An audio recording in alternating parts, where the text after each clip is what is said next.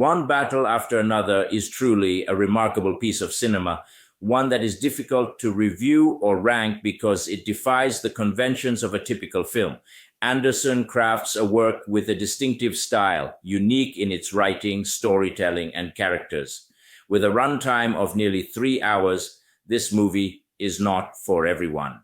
Hello and welcome to my movie review of One Battle After Another. Although I'm not sure I can finish the review of this movie within 3 minutes. The story revolves around a radical left-wing organization called French 75, whose members bomb infrastructure and rob banks in pursuit of a revolution.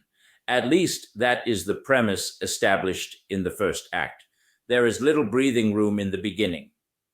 Personally, I am not fond of films that rely so heavily on this montage style, but here it works quite effectively at times, even if it feels somewhat chaotic, because we are plunged into the story with minimal introduction to the characters. The structure and style initially felt unfamiliar, and it took me over half the runtime to fully immerse myself in the film.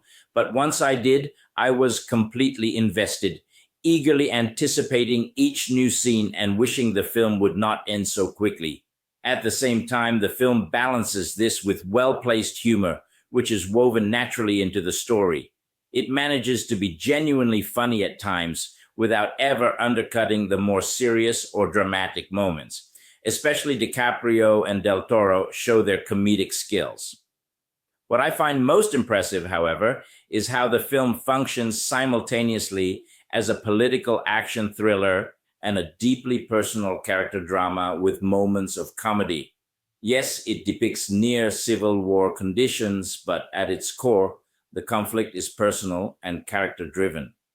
This combination works brilliantly, setting the film apart from others in its genre. Leonardo DiCaprio's performance was brilliant. Not only does he do a great job playing an idiot who loves his daughter with all his heart, but I feel that his main role was to grab our attention and distract us from the real plot, which he succeeds in doing. And Sean Penn, in his role as a clearly disturbed and simply weird military man, is magnificent, managing to convey that he is genuinely hiding something. Of the supporting cast, Teyana Taylor was solid and sold her role very well, but we don't know much about her and her motivations. In her very small role, Regina Hall is as reliable as always, but her character, like Taylor's, isn't that fleshed out, whilst Benicio del Toro steals every scene he is in. But Chase Infiniti really impressed me as DiCaprio's daughter. One battle after another completely blew me away. The casting is spot on. Every actor feels perfectly chosen for their role. The acting is powerful and convincing, keeping me engaged from start to finish. What I also loved is that it feels truly original. It doesn't follow the same formula we've seen so many times before. Even though it's 3 hours long, I didn't feel the time at all. By far, one of the best movies I've seen this year. Highly recommended.